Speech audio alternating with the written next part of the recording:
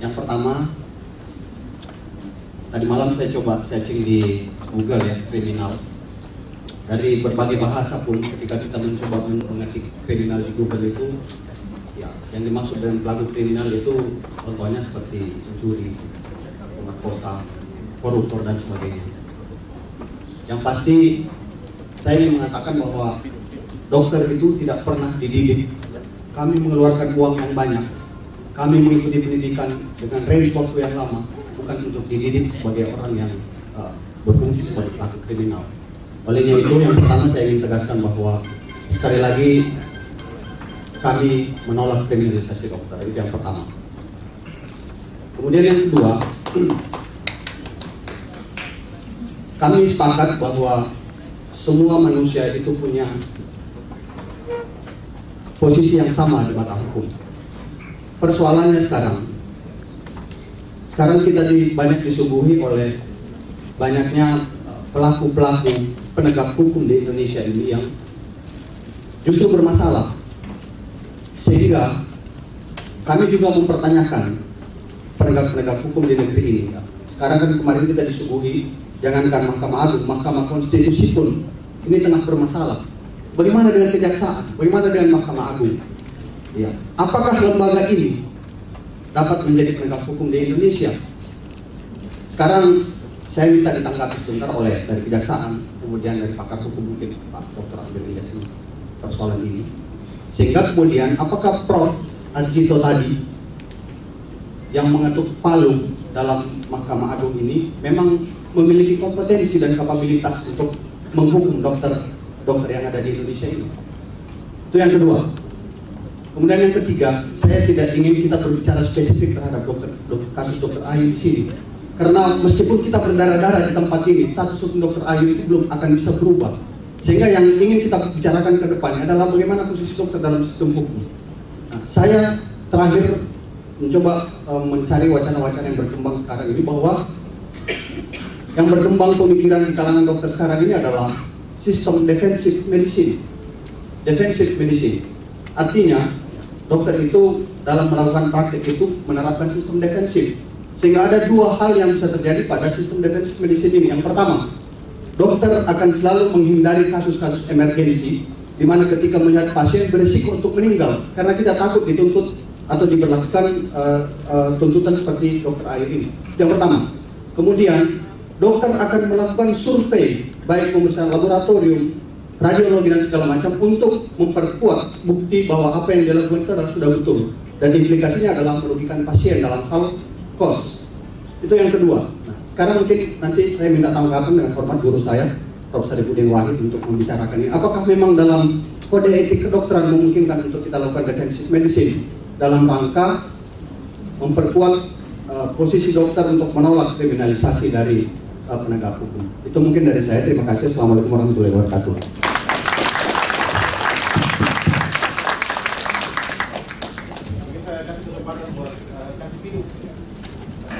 Terima kasih. Assalamualaikum warahmatullahi wabarakatuh. Selamat pagi.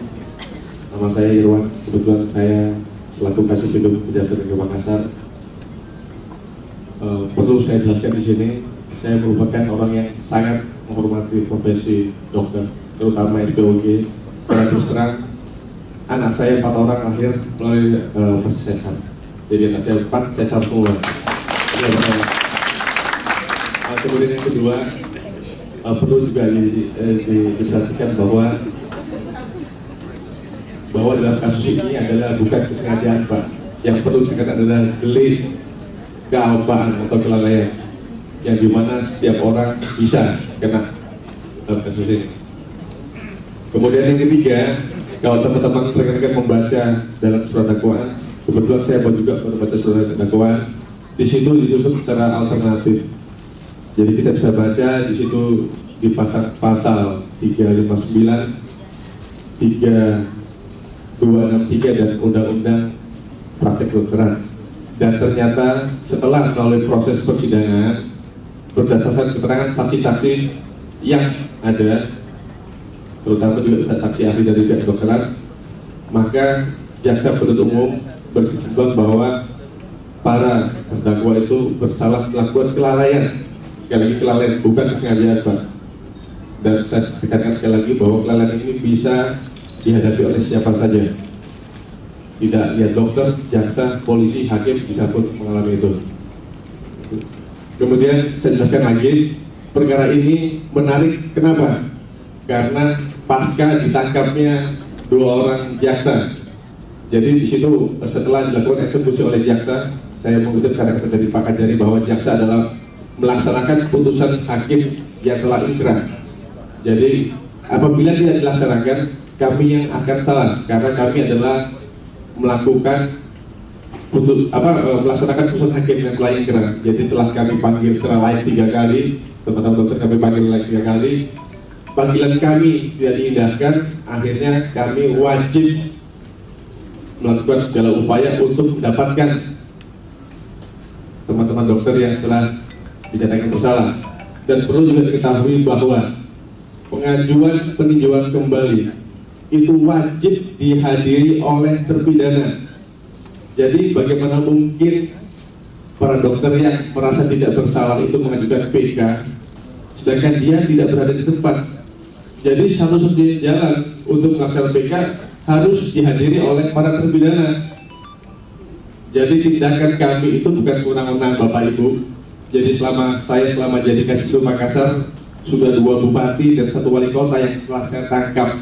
Karena itu juga karena Pak kami panggil setelah layak tidak hadir, maka ada SOP dari kami, wajib kami hadirkan wajib kami tangkap dan mereka mengajukan PK. Jadi saya kira di sini tidak ada istilah kriminalisasi. Mari kita baca pasal yang didakwaan oleh jaksa dalam dakwaan yang telah diterima bersama. Kemudian untuk Dr. Amerilias, rekan saya di Panwas, bersama di Panwas, sukses di Panwas Pak. Dalam penanganan perkara ini tidak ada Pak. Tadi kita sebutkan masalah restoratif justice Pak. Kalau tidak salah restoratif justice itu nanti itu berlaku pada tahun 2014 nanti, dan itu khusus untuk pelaku yang anak Pak. Untuk pelaku anak mungkin restoratif justice mungkin itu bisa dijadikan hal-hal yang meringankan nanti dalam tuntutan kami. Jadi restoratif justice itu adanya upaya untuk tidak mengajukan proses ke depan persidangan karena ada hal-hal yang telah seperti perdamaian, jadi itu restoratif justice. Dan kemudian itu baru berlaku tahun 2014. Jadi saya kira teman-teman mungkin bisa baca dalam dakwaan primer. Jadi yang dibuktikan oleh Mahkamah Agung adalah dakwaan primer pasal 39 karena kealpaannya, karena kelalaiannya. Jadi bukan karena ada upaya untuk kesengajaan, tidak.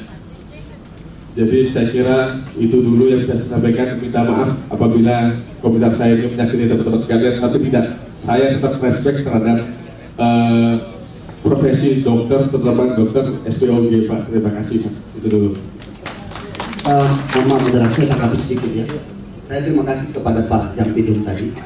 Kalau memang benar tidak ada tindak kriminal pada dokter, tolonglah jangan memborgol dokter yang sedang dalam perjalanan kemudian diangkut. Itu kriminal Pak. Kami bukan pencuri, bukan pembunuh, dan bukan pemerkosa, bukan koruptor. Ya, saya sepakat dengan Prof. Sadibudin tadi mengatakan bahwa ketika dokter melakukan operasi dan pasien meninggal, itu bukan berarti bahwa dokter menjadi pembunuh, tapi dokter gagal menyelamatkan pasien itu. Ini yang harus ditekankan, bukan membunuh, tapi gagal menyelamatkan. Saya kira demikian.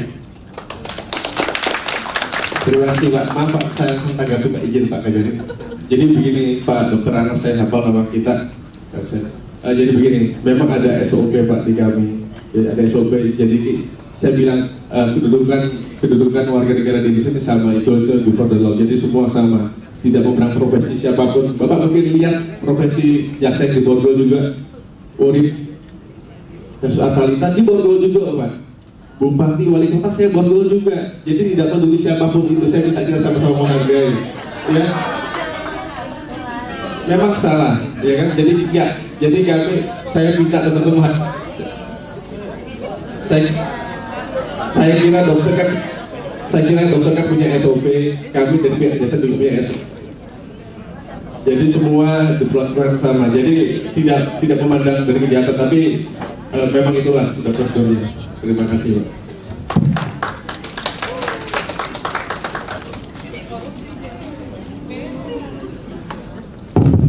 cukup seru diskusi kita ya. Jadi memang Pak Kepala Seksi Pidum itu bilang bahwa memang semua orang itu sama di mata semua hukum.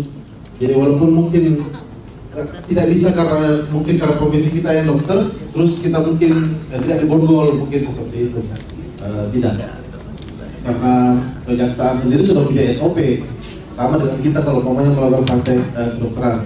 Ada tanggapan mungkin dari narasumber?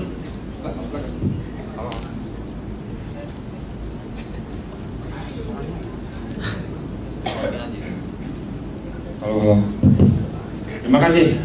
Sedikit tambahan apa yang disampaikan oleh Kasih Pidum tadi. Memang SOP-nya seperti itu ya. Dalam menangani perkara yang sudah jelas terdakwa, SOP kita ketika dia diambil dari rutan ya dan dibawa kepada pengadilan dan berani diborgol dan rangka menghindari jasa melarikan diri. Khusus untuk Dr. Simanjuntak. Kenapa Dr. Ayub dari borgol? Dr. Ayub ketika dipanggil dia datang dan secara sendiri, sehingga setelah datang ke kejaksaan langsung definisi dibawa ke pengadilan jadi borgol. Kalau Dr. Simanjuntak sudah dinyatakan DPO ya oleh jasa eksekutor, sehingga kita minta bantuan Kejaksaan Agung ya untuk dipantau ya di mana keberadaannya. Ternyata beliau ada di Medan, dilakukan penangkapan, minta bantuan kepada kepolisian. Jadi beda. Contohnya dari Bogor karena dipanggil tiga kali, dibebaskan datang ke kejaksaan, menyerahkan diri istilahnya kan, lalu bisa eksekusi. Dr. Simanjuntak ini boleh katakan melarikan diri, termasuk dokter yang siagiannya yang baru ditangkap kemarin. Dan kita menggunakan sarana dari Kejaksaan Agung. Kita punya alat untuk monitor keberadaan daripada buronan ini. Dan masukkan DPO yang bersangkutan. Karena perkara ini kalau tidak salah, putusan Mahkamah Agung itu sudah hampir 4 bulan yang lalu. Ya. Bukan ketika putusan datang atau tidak. 4 bulan yang lalu kita mengadakan persuasif, dipanggil 1 kali, 2 kali, 3 kali. Sebetulnya dalam KUHP, dalam KUHP tidak ada aturan seorang terpidana untuk dipanggil, tidak ada. Boleh katakan tidak ada.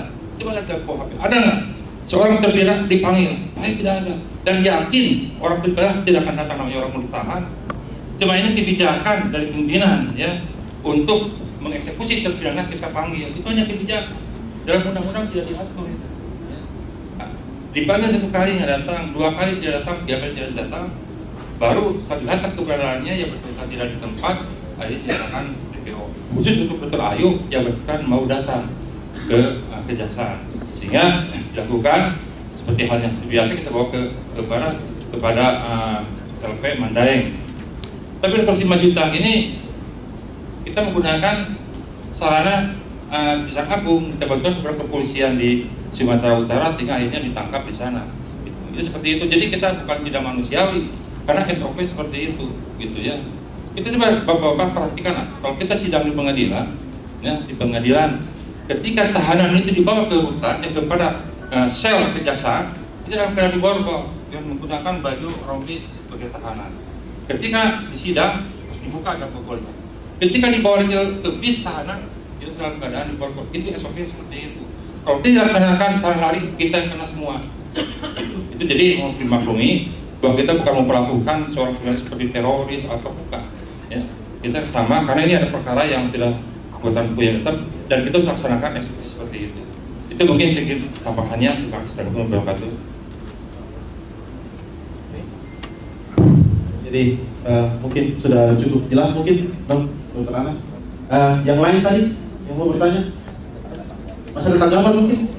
Prof, ada mau menanggapi sedikit?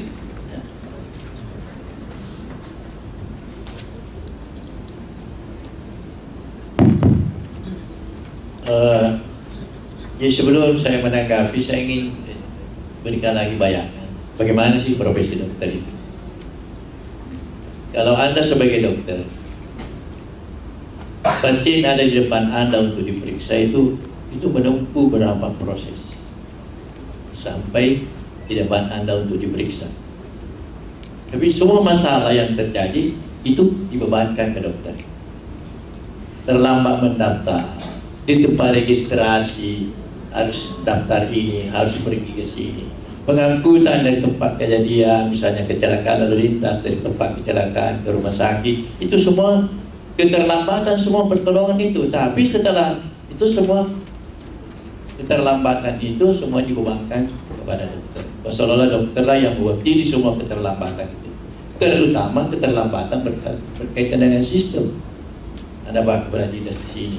Apakah sistem pelayanan kesehatan kita sekarang ini sudah bagus? Semua orang mengatakan tidak bagus. Dan ketidakbagusan sistem pelayanan kesehatan itu mengakibatkan sesuatu, dan akibatnya itu dengan mudah dikatakan dokternya yang bersalah.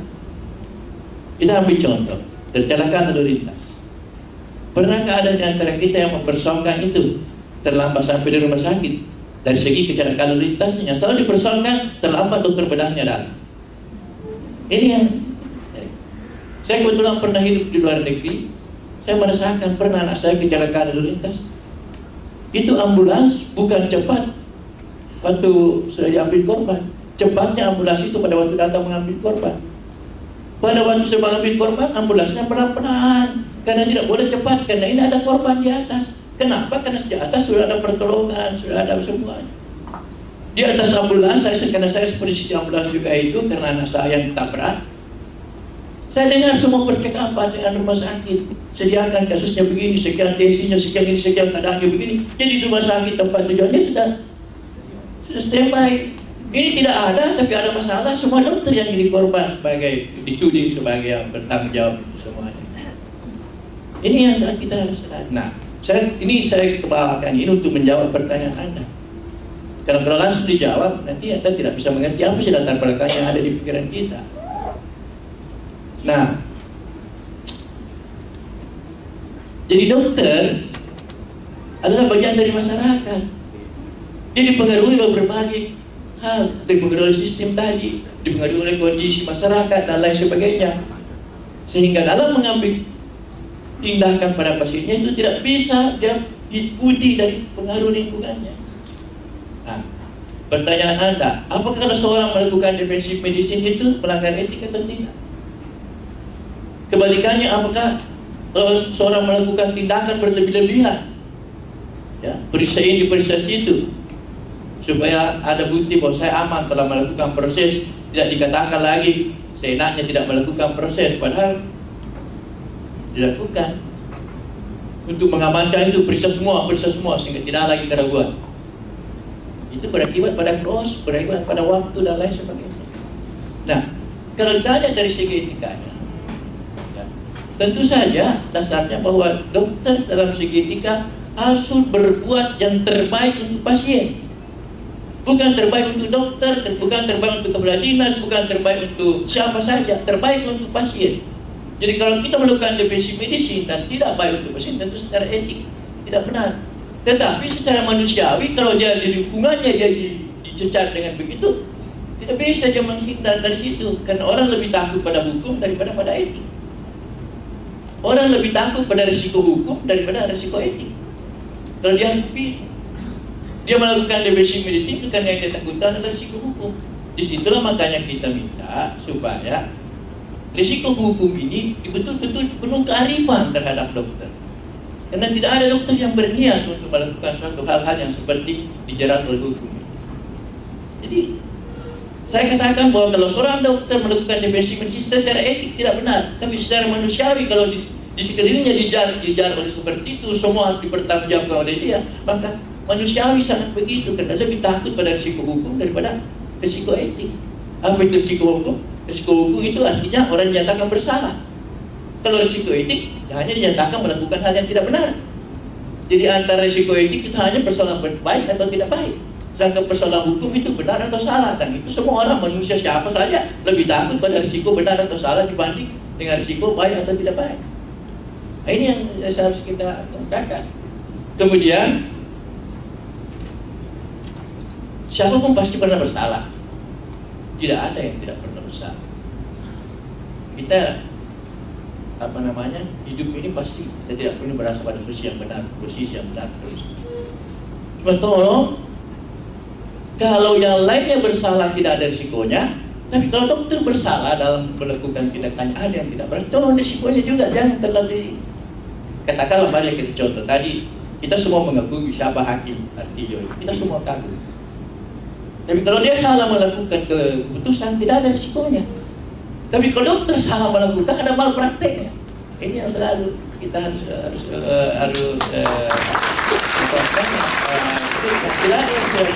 jadi mudah-mudahan nanti PK-nya dan lain sebagainya itu bisa di.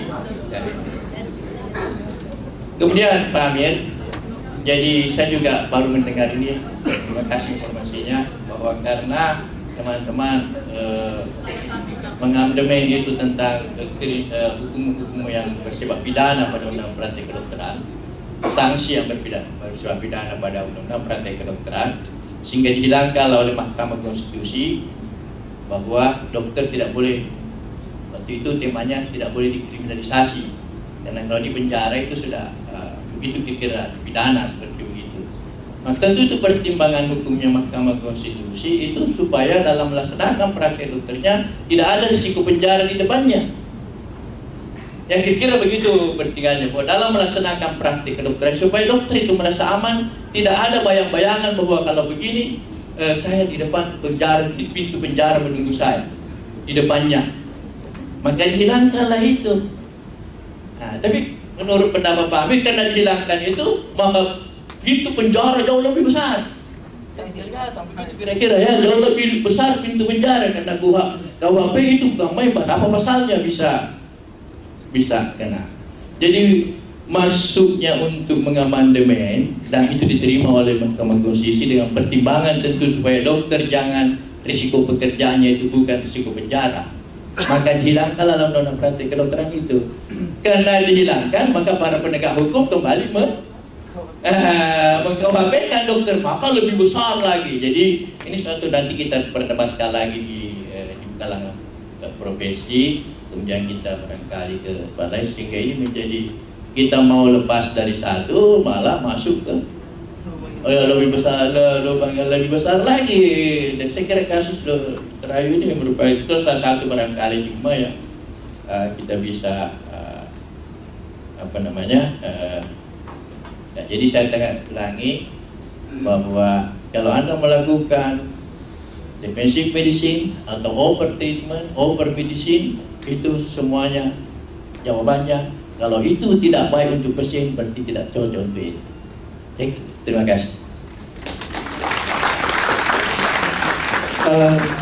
Terima kasih, Prof. Jadi saya hanya mau tambahkan bahwa khusus untuk hakim itu memang begitulah undang-undangnya.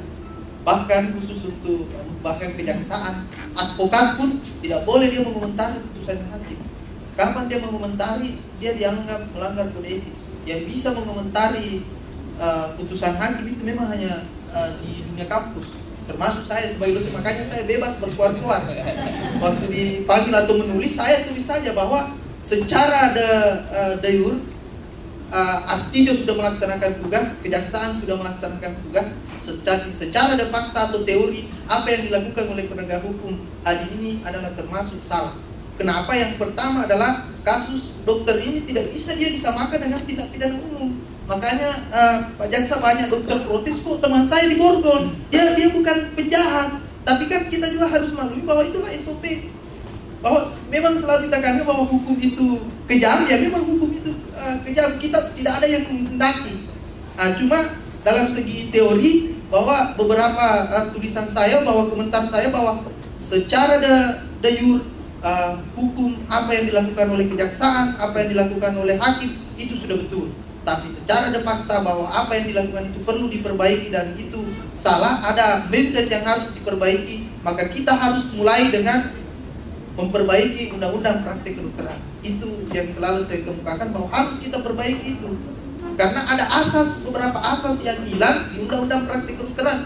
Asas apa itu yang hilang? Bahwa dokter demi kepentingan pasien, dia berhak melanggar hukum, dia berhak melawan hukum. Ini demi keselamatan pasien. Makanya janganlah lakukan. Karena istri saya juga seorang dokter, makanya janganlah lakukan itu defensive medicine. Itu berbahaya sekali. Coba bayangkan kalau orang mau bersalin, Dokter Maisuri harus tunggu dulu hasil lab. Siapa tahu ini istrimu ada shock anafilaktik atau apa, Pak? Bahaya. Bisa istri saya meninggal, atau bayi saya meninggal misalnya. Ini saya berharap kalau ini yang terjadi di kalangan dokter, maka wah ini berbahaya buat kita semua yang ada atau keluarga-keluarga kita. Saya pikir ini janganlah dilakukan. Kemudian atas dasar kemanusiaan, kemudian yang kedua, mudah-mudahan di Sulawesi Selatan ini juga belum menarik itu residen-residen yang ada di daerah terpencil. Beberapa hari yang lalu saya sudah kaji dan saya katakan bahwa dokter yang ada di daerah-daerah itu memiliki kedudukan hukum yang memiliki legal standing. Jadi dia tidak berdasarkan undang-undang pendidikan kedokteran itu berlaku buat dia mulai saat ini.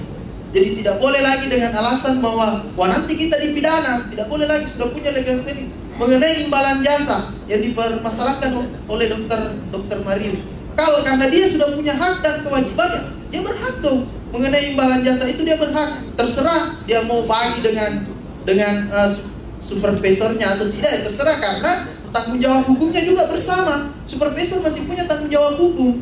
Itu yang perlu diketahui bahwa Dr. Marius dalam mengeluarkan pernyataannya sebagai Direktur Yayasan Lembaga Konsumen Kesehatan.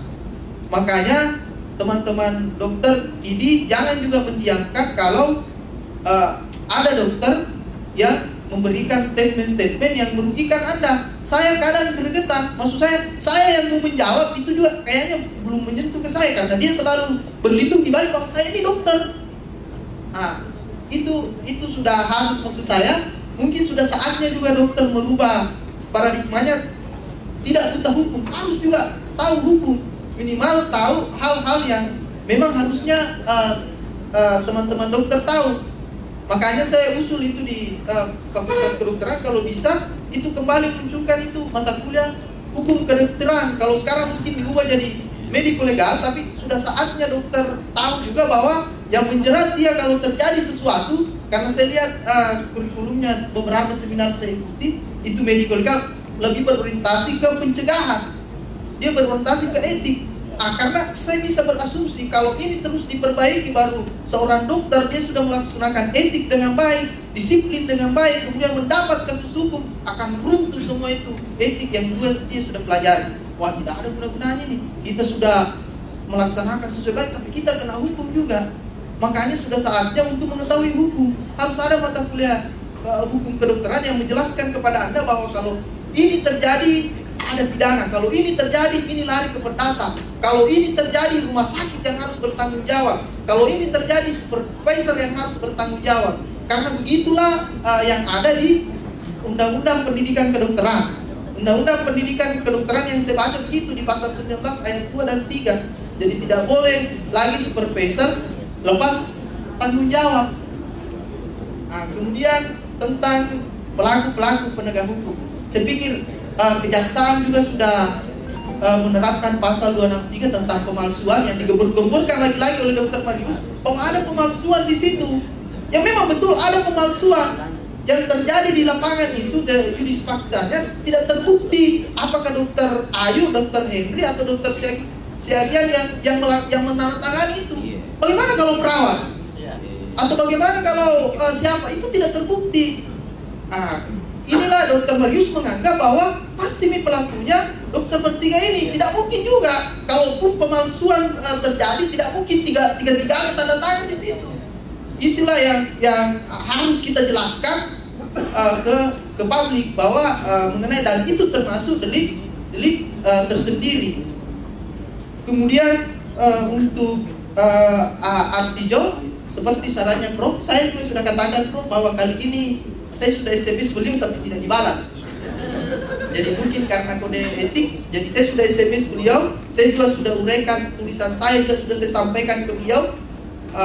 Beliau juga belum ada komen karena saya 4 kali ketemu beliau. Kenapa saya 4 kali ketemu beliau? Karena beliau adalah dulu ketua kamar pidana, jadi khusus kasus-kasus pidana harus lewat dia.